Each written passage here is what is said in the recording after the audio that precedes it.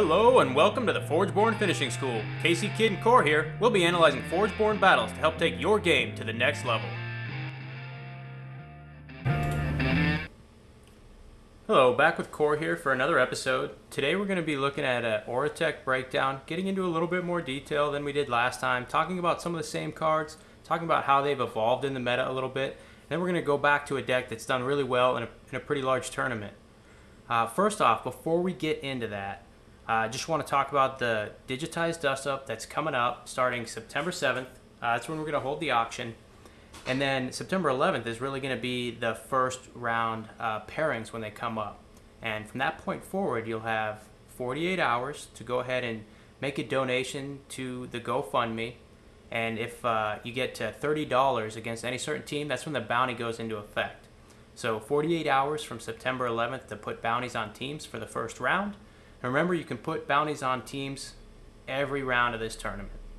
So if there's one team you want to get after, you can put a bounty on them 3 times in a row and make sure they're playing all the digitizers that they have the opportunity to play. And I know Core last episode pointed out he's just excited for some of the opponents some of the players to have to put digitizers on their opponents. I think in our tournament Discord for this thing, you must have caught a couple of players' ears when you said that, Core. They were talking about it constantly after that. Okay, now, some of them maybe didn't realize, what's the best strategy here? I started getting questions like, if I use Crux to mill into my deck and I pull a digitize, am I required to play it? What if my opponent plays a Necromancer and there's a digitize? Brought up a lot of really great questions, and it boils down to if they have the opportunity to play a digitize, they must play it, no matter the mechanism with which it comes out. Yeah, I think it just increases the chaos and the fun. and it makes the bounties more impactful too. Like if you're playing a Necromancer, which is a great card, might be a hindrance if you get bountied against. Right. It is worth noting that if they played the digitized the round before, Necromancer might not allow it to come out. There's a lot of strategic wrinkles I think it's actually going to add. On your first play, do you need to play a creature? Even if you have a creature in play, on the off chance your opponent kills a creature, knowing you have a digitize in your hand. Because your first action doesn't have to be a digitize. So I think it'll be pretty interesting because some of these teams are stacked with players, right? We have number 1 in the world's Sam Mathis on a team, number 2 Matt on a team. It's very deep level thinkers, and it's going to be very interesting. One thing I do want to talk about with this digitized dust up. So our original stated goal was $500. I will say I've been blown away by the community support. At this point so far, we're already at $215 of our original goal. So let's see if we can strive for that goal. And I would be amazed if we hit that round 1. And then we can maybe start throwing in some stretch goals there to see, really how much good we can do for this awesome organization. One thing I do want to make note here is one of our most recent donors, right there. That's your mom, Core.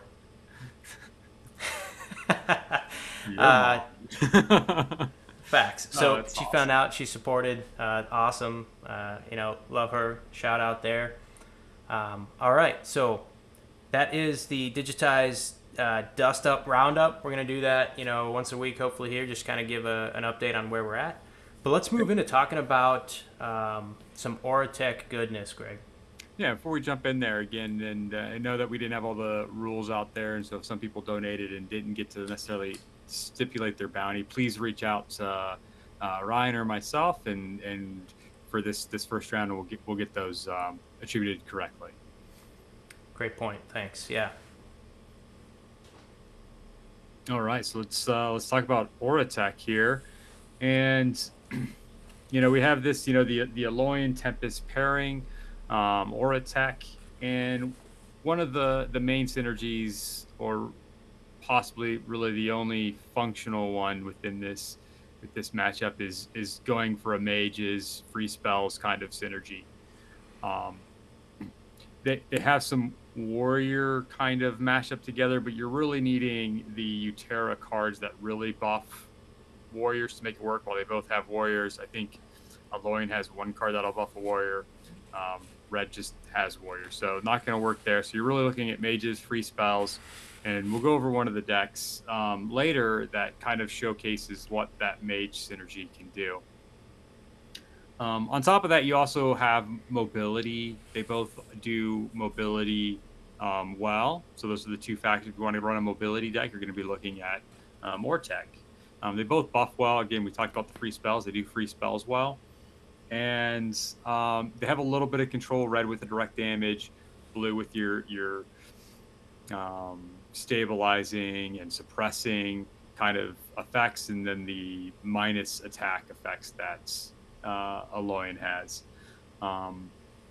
They both kind of had some kind of whole board effects, as well as, you know, if you like the big breakthrough creatures. Obviously with red you got big creatures, you got breakthrough, and when you got the pair with the Aloyan, you have an easier opportunity to buff those to make them bigger, to make them more deadly, using the Drix or gizmos, mega gizmos, etc.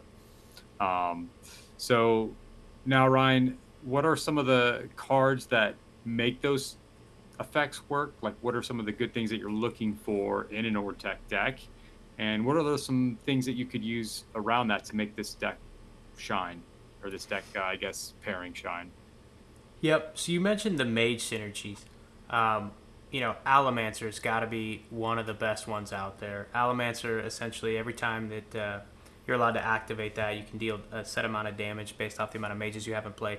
That's absolutely huge, and it pairs well into the Tempest faction that's already using creatures and spells to do direct damage and clear out your opponent's board. So having multiple mechanisms to keep your opponent's board clean really just kind of drives that point forward. Two other cards I'd really like to point out. One is Scipion Augmentation. Now this card, I think, it flew a little under the radar in the beginning of the game, but it's definitely one of those cards now that people are aware of, has huge power potentials. So when I sit down at a tournament and I look across the table and see the list that my opponent has, if I see a Scipion Augmentation, I am always putting the level math in my head. Okay, how much damage can he do to my creatures? How much armor are his creatures going to get because of his mage synergy? That's something you always got to keep in mind. It's a very powerful spell. And then the last one is the Tempest Master. Anytime another mage comes into play, you get a free spell sprite. You know, spell swarm when it gets up to a certain level. The Master's true ability really comes into play, you know, when it's used in combination with other things. Of course, getting a free minion is good. It's never a bad thing, especially when the spell sprite is one of the higher upside potential minions after you play some spells to get its attack up. But there's a lot of other things that really help make the Master kind of an engine for other combinations. So like Flame Shaper Savant is a mage that anytime you play a level 1 card, you get to deal a set amount of damage to a creature or a player. And the Masters just helps you put out free level 1 cards. So it's kind of one of those things. Keep in mind the real interesting ways that you can use Master, and don't think of it solely as just giving you a minion. When you put it in combinations with other things, that's when you're going to get its real benefit. So just summing up mages there, that's kind of the trifecta. There's other mages out there, and we'll talk about a couple of them in just a little bit. But those are the three that you're really looking for your powerhouse synergy cards.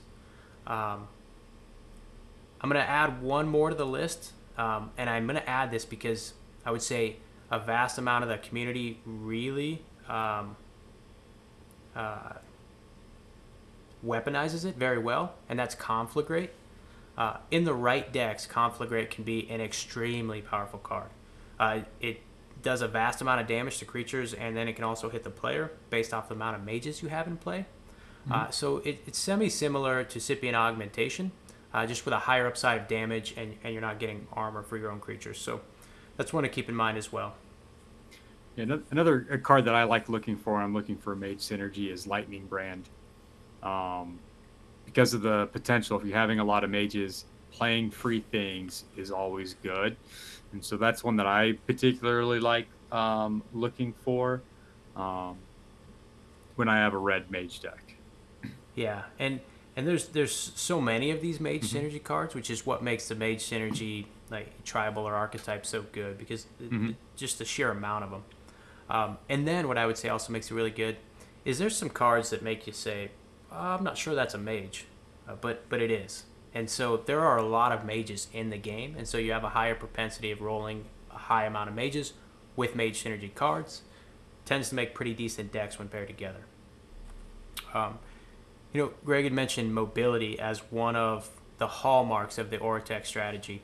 And so Palladium Simulacrum, that's a creature, we showcased it in the last episode of this, that has mobility, can slide around the board pretty fast. Every time something moves a lane, it gets higher attack, going back to that Oratek strategy of buffing and decreasing attack here and there. But a key thing, that's a mage. So it just triggers all of your other mage synergies as well, which makes interesting that you can have a mage synergy deck with mobility, I would say a mini archetype within the same deck as well. It gives you the flexibility of trying to control the lane or pushing damage through when you need to. It's another thing that your opponent has to pay attention to, on top of everything else that you're doing. Right, and just to go back to that control mechanism that was mentioned before, these two, when put together, really have the ability to control the board. Be that through free Electronets, which is an amazing card in the current meta to reduce your opponent's creatures' attacks for free potentially, and then even a card like Heavy Artillery, which, let's be honest, isn't a game-breaking card, isn't amazingly powerful. Most people are never going to seek out a deck with Heavy Artillery in it, but I've seen plenty of games where Heavy Artillery gets leveled up to level 3, and at the end of the game, your opponent plays it, and you go, what just happened? Like, how did you just hit me with an 18-6 zombie brute and nullify all the damage I was doing to you? That just happened to me in a sealed tournament just recently. So, yeah, I was gonna mention, sealed tournaments. I like seeing Heavy Artillery. It's one of those cards that, when it works really well. Yeah, and what's really good about it, right, is any strategy that's using a Loyan oftentimes is trying to hold out till the end of the match, right? Because oftentimes the Loyan's upgrading cards. This is the interesting point of Oratek. Oftentimes this is one of your most, if not your most aggressive strategy, right? It's up there with Bizarak and your aggressive strategies. And so you can really put the pedal to the metal with Oratek and try to drive your opponent's health down. And if it doesn't happen, you kind of have a failsafe sometimes if you upgraded a couple cards along the way. Yeah, getting the upgrade synergy that blue offers, and then red and some blue free spells, again allowing you to get more upgrades for later in the game can pan out. Yeah, and I don't want to... most of the cards we've talked about have been set 1, and you're going to find that in the majority of these upcoming videos where we're talking about these different strategies, a lot of the cards are set 1, because most players right now in the meta are opting back to set 1. But just want to cover, there's still a couple of really good stuff out there in set 2, and I wouldn't rule it off of your radar. And there's some cards that are standalone really good that we'll talk about in just a minute. But to continue on the mage, strategy, we have the Page Walker, which we seen Eric Justed Blinded back in the Ultimate Championships use a double Page Walker deck. Essentially every time he's upgrading cards, he's getting his creatures get bigger and bigger, Kindred-esque. And whenever he plays mages, he gets to upgrade a card. Very powerful combination in one card. And then you have a couple of Forge Wards that do some interesting things, like Progressive. Anytime you upgrade a card, they get bigger as well. So it's like slapping the Page Walker ability onto another creature. And then, so Oratek. I don't think we could end any faction combination discussion that has the faction Tempest in it without talking about our favorite little spark in the field. Greg, if you want to take this one away. Oh, the good old Rumble Spark deck. Yep. Yeah. So Joel piloted a deck using Rumble Spark without purple, obviously, in a Shufflebus constructed tournament. I believe it was Shufflebus, right? Yep. One of the Shufflebus Qualifier. Yep. Yeah, and that tournament was stacked. There's a lot of players, and went undefeated through Swiss and Top Cut, playing Aloyan and Tempest. And so yeah, we got the deck on screen here. We see the Rumble Spark, but a lot of what it was is, again, it was utilizing that mage synergy to make the deck function, getting a lot of work out of Mystical Teacher, Raging Master.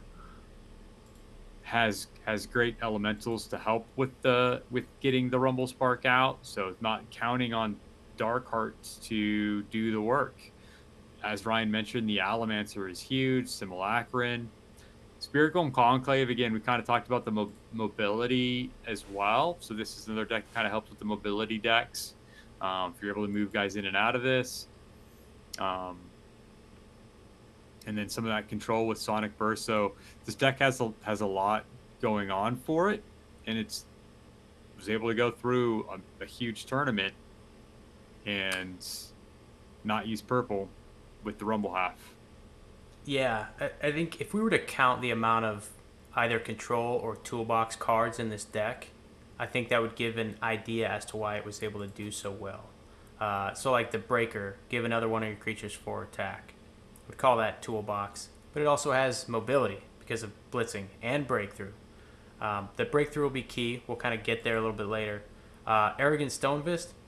So this is one of the non-toolbox or non-control cards, but it's a huge elemental, which is useful to get the Rumble Spark out and play. Tortoise Colossus potentially has aggressive to move up into the front lane, get Rumble Spark out yet again. Ardent Warstoker. This is probably one of the few cards I would say is just a dead card in the deck. Yeah. There's just other better cards you almost always want to play.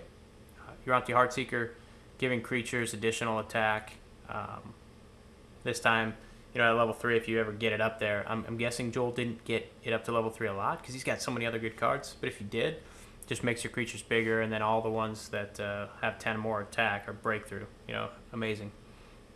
Talked about that Mage Synergy Nucleus. So the Raging Master, the reason it's so good is twofold in this deck. One, it's aggressive. So if you drop it in an unguarded Rumble Spark energy lane, it's now an elemental, and it's going to flip Rumble. Anytime another mage is played, it puts another elemental on the board.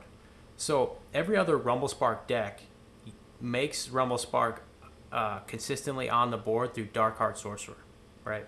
That's its number one mechanism. Fallback is Vampiric, we've seen in the Necreum decks. Joel is simply just saying, I'm going to put so many elementals on the board, you're never going to block them all. And if you do, I'm going to give one of them breakthrough. Essentially is what's going on here. Mystical Teacher, if he's in the Rumble Spark lane, he gets to deal 2 damage to the player as soon as an elemental comes next to him. Just so many ways. Yeah. A Pocketmancer, Mystical Teacher. Damage to the face through the same, a different mechanism. But if he's in the energy lane, he's going to trigger. Still don't know why he's not a mage. he does look like he should be a mage. It's an answer. It's a mage. And every time someone plays, like any warrior synergy card, and then they do something to the Pocketmancer, I'm reach over, hey, what are you doing? Oh yeah, that's a warrior. Armored Scavenger. This is probably another dead card in the deck. But then you got your Camouflage War Charger, which, in my opinion, is the 3rd best War Charger. I think I would only ever take Suppressing and Stabilizing above Camouflaged. Because this guy is so hard to deal with. When you're on Forge, he has Stealth. When you're off Forge, he has Mobility as the last action of the game to get unblocked. Just very difficult to deal with. Platinum Simulacrum, more mobility. And then here's, Stabilizing Allomancer. We talked about how good Allomancer is already. But the fact that you get to, when you come on the board, either heal up one of your creatures by returning them to their base health, or, reduce an opponent's creature that got beefed up. Stabilizing is really good. In this meta, in the meta of purple and green, yes, it's absolutely huge. I mean, a lot of decks simply exist on buffing up specific creatures. Suppressing Prophet is a little bit of Dark Heart Sorcery, or Dark Heart Sorcerer insurance, but it also just deals with a vast amount of other toolbox cards, right? Most of your cards that your opponent's going to use to control you or use for utility, this thing's going to clear off the board. unfortunate. You could think that it's stapled to a Prophet because Prophet doesn't have any other bonus to it as a base creature, but it's a mage, right? So it actually rolled pretty well in this deck. All these other cards, I mean, Spirit Golem Conclave, with the amount of mobility creatures in this deck, could be absolutely huge. Thunder Crash Field, anytime creatures are getting additional attack, he's going to do damage to the face. Plays an elemental. Plays an elemental in play too, so another avenue of trying to get elemental damage through.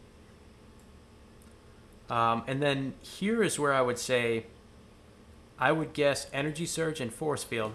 Now, not bad cards. I would never call Energy Surge a dead card in a deck.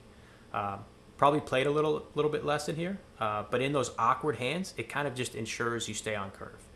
So it's never a bad card.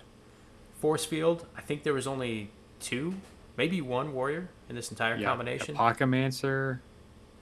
And is the Breaker? Yeah, that was it. Blitzing Breaker, Breaker's maybe? a Yeti. You're right. Yeti. Yeah, one warrior. So that we'll call that a dead card, essentially. But could sometimes save the health of a very important creature. Yeah, situationally it could be played like you needed to keep your, Slacker and Ralamancer, Pocketmancer, or Mystical Teacher alive for one more go. Right. I think I am going to let you talk about this particular card, and I'm going to say this because I originally thought this was a terrible card. And then first couple games I played just happened to be in Greg's starting couple decks, and he used it against me, and I told him, hey, that's not a good card. It's not a good card. And then Joel shows up with this deck in the perfect meta. So go ahead. Yeah, I think this card is really good in sealed, and I think it is still a good card and can be competitive. But it's, again, one of those toolbox situational cards. And so a lot of times when I look at decks, I don't mind if it's got 1 or 2 dead cards because, you're getting a hand at 5. You're going to ignore it. But I also like to have a good set of cards that are just situationally good, so they get me out of bad situations. And so being able to control the board state and reduce the attack where I need to, and I could swap 2 lanes, could basically net you to keep your 2 creatures alive and take out 2 of theirs. And so again, even at a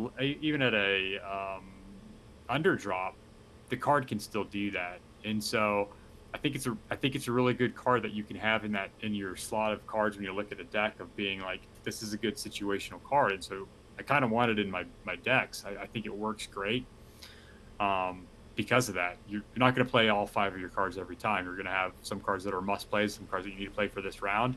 Then you're going to have those cards that are going to get you out of bad situations. And I think this is one of those cards that does that well. It can literally save you two of your guys on the board and take out theirs. Yeah, and I think the value of this card is only going up. In set 2 it went up, in set 3 it's going to go up, in set 4 it's probably going to go up. And here's why I say that. Solforge Fusion is leaning towards an Exalt-centric game.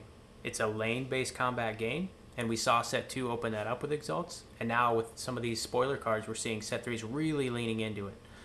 So being able to move your enemy creatures out of a specific lane could be huge. You could shut off vast amount of synergistic effects that your opponent has going on simply because you took their Darkheart Sorcerer out of the Rumblespark energy lane. Yeah, or the breakthrough out, yeah. Yep. So like I said, this card's value is only going up. Don't look down on it. I made that mistake once.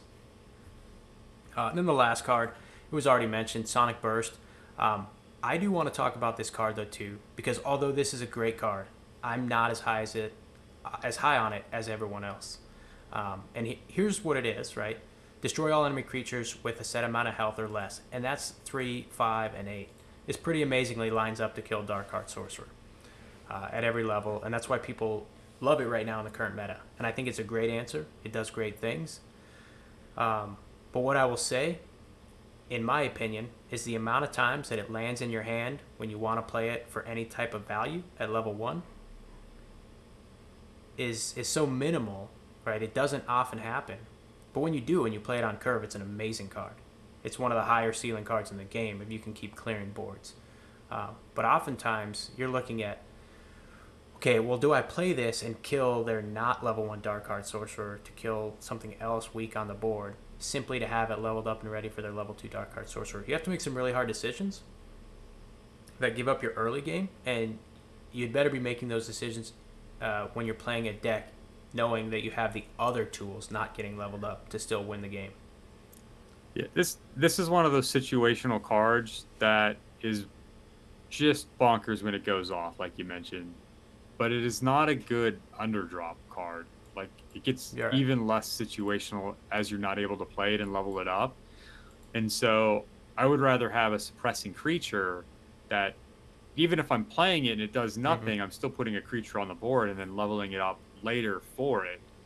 You know, like, so yes, I do like Sonic Burst. I'm not sad when I see a Sonic Burst in my deck, but Right. I think I would prefer to just, like, usually it's just one creature that you really need to get rid of with Sonic Burst. Yeah, it's great if it clears the entire board, but you know, a lot of times I'm looking at, like, I need to deal with that. Yeah. And so suppressing does that just as well. Suppressing just targets one creature.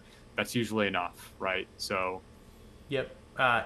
It's great that you bring that up. A good case in point is I had this Sonic Burst played on me last Sunday to clear an entire board of zombie minions in level 2, or in cycle 2, almost going into cycle 3. So it was played, it was leveled up, it cleared my entire board of minuscule creatures, but ultimately it didn't have a huge effect on the game because when my opponent drew it the next turn in cycle 3, there was nothing on the board for it to target. Right, so it kind of feels bad in those moments when you do it. Yes, he killed a bunch of zombie minions, but would he have been better off playing a bigger creature, taking a bunch of damage, and then having a creature on the board? You know, there's just a lot of scenarios where it doesn't seem to fall in favor of what I think its potential is. But you made a great point with suppressing. yeah, and it's a great card. You can't. I mean, if you increase attack on it, then it maybe becomes too powerful. Like, I think it's in a good spot. You know, like, you like it and it's good, but it's situational, and it gets less situational as the game goes on. You're not able to level it up. So Yeah, and I think I'll end it with, I'm not saying it's a bad card. yeah, In my opinion, it's not great. It is a good card. Always happy to see it in a deck. I think this is the rarest, one of the rarest cards outside of Soulbinds. I think it's the rarest card to get in a deck because of what it requires. yeah. I think it requires something to give something minus. So you have the meta site in here to Yep. trigger the option of Sonic Burst being in this deck, and I don't know if stabilizing counts. I think it has to be an actual minus. So Yeah, you're talking Metasite, Heavy Artillery, Electronet. Yep. And then there was also a strange mechanism put in the algorithm where a minus attack and a minus health doesn't count. It's just a minus attack. So this Oh, thing can't interesting. betray into Necrium. Right, so you just get an Alolan Sonic Burst. Yep. Okay, so that being said, we are going to move into the last part of this, trying to keep these faction pairings to around 30 minutes. But what we have now is a set 3 spoiler. And again, in keeping with the last time, Greg has not seen the card. So this will be the first time he gets to look at the card. And first look, here we go. Yeah, he didn't even tell me we were doing a spoiler until we started this episode, too. He was just keeping it. Got to keep it under wraps here. All right. Shout out to all of our favorite friend on the Discord, Tater Tot Eat a Lot. He might love this one. Preserved habitats. Well, it's not a loin, but it's not purple. Exalts. Deploy, upgrade a creature in your hand, then discard it. When you upgrade a card, give your creature in this lane. Oh, wow. Okay.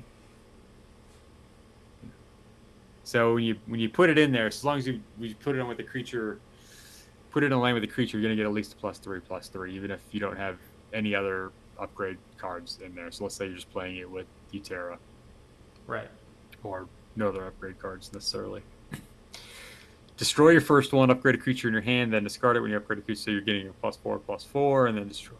So this could be really strong in a Utera Necrium or Utera Alolan. Alolan's going to have more in there, right? So Yeah. you can get some really big guys with those. Not a whole lot you're going to pair that with red, but I mean, Alloying, you have a lot of upgrade opportunities. Necroom has some from the discard, not as much.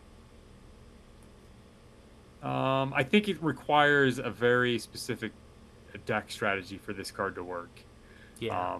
On its own, I mean, a +3/+3 to +4/+4 situationally can get you out of a bad jam.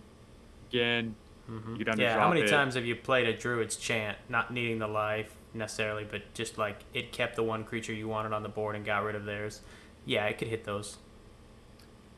I doubt they're putting Krogius in this set, but Oh, let's. If Krogius comes out in this set, I doubt it. But this would be one of those cards where we're like, okay, well, that would yeah. work. So maybe there'll be a card similar in Utera that you want to be able to get past bad levels to make it better, right? Well, if charge plated makes its way back, I've always said in a world without Krogius, charge plated is cool. Yeah. Yeah, if you had something like that, hibernating, Yep. if hibernating's in there, right, you could use that. And I'm looking at like just, what you could get in your Utera half, your Terra half deck, right? So Oh, gotcha. hibernating's back, right? Because yeah, I Yep. mean, if you're able to pair this in with the charge plated and the alloy, then you're gonna actually you have an opportunity to really make this thing click. But in a deck itself, um, yeah, some opportunities. Situationally, could be kind of a dead card, but it also could be kind of an engine for a deck archetype almost. If you have even more. Right. I do think it's going to open up a lot of fun options, hopefully, with Aloyan that makes a new strategy viable, I would say, at least competitively. Because obviously upgrading cards is pretty decent. Right now, what I would say, the one upgrade meta deck that's out there, is the DJ Drix deck, where you have Drix and you're upgrading. But it relies on Krogius, generally speaking, kind of like we were talking about before. But I think if you had a wholesale upgrade deck with something like this in play, it could kind of hold it afloat. Yeah, I think Go ahead. honestly, I think it works well with the Loyan because, Yeah. again, Utera is going to have access to breakthrough creatures, right? So you can toss that into that lane. Aloyan has probably the best stealth creatures, I would say, in the game. I really like their stealth gameplay.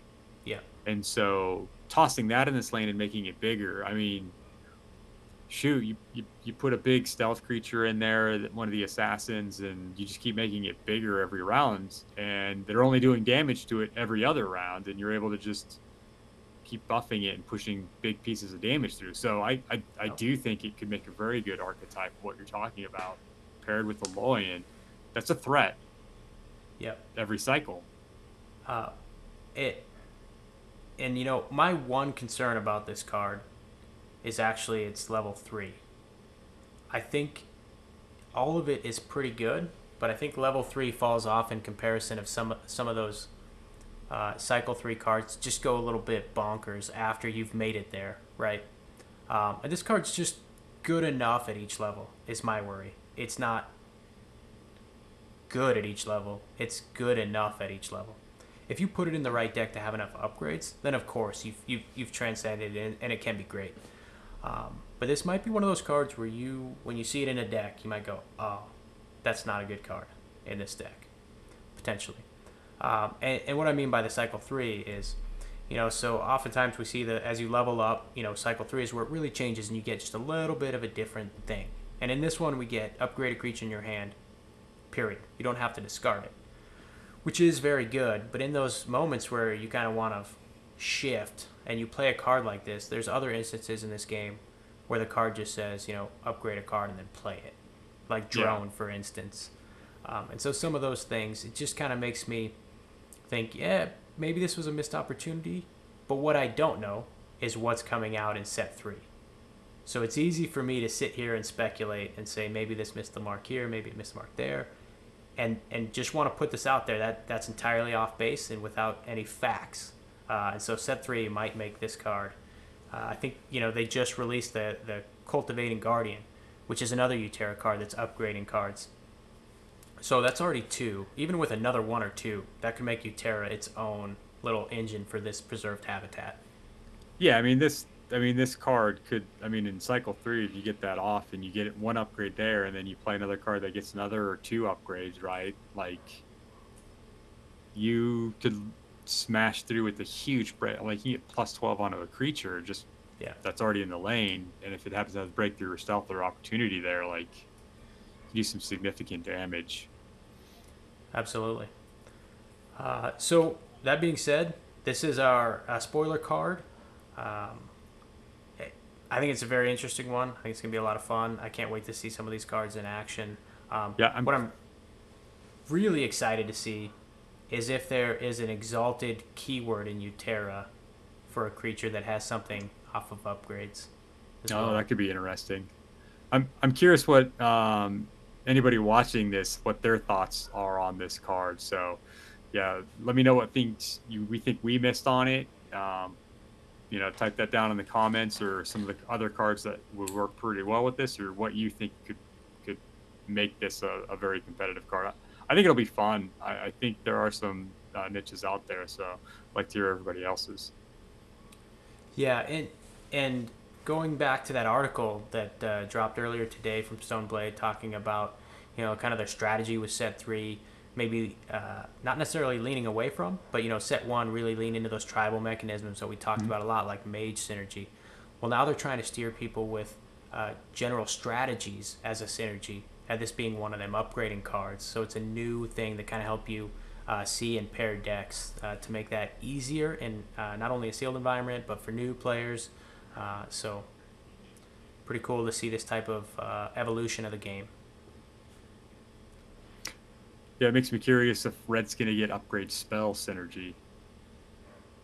Because you got Necrium is graveyard, Alloy's all cards, creatures for Utera. You would think then spells for Tempest. Man, big brain. I didn't even think of that 1 second. So, yeah.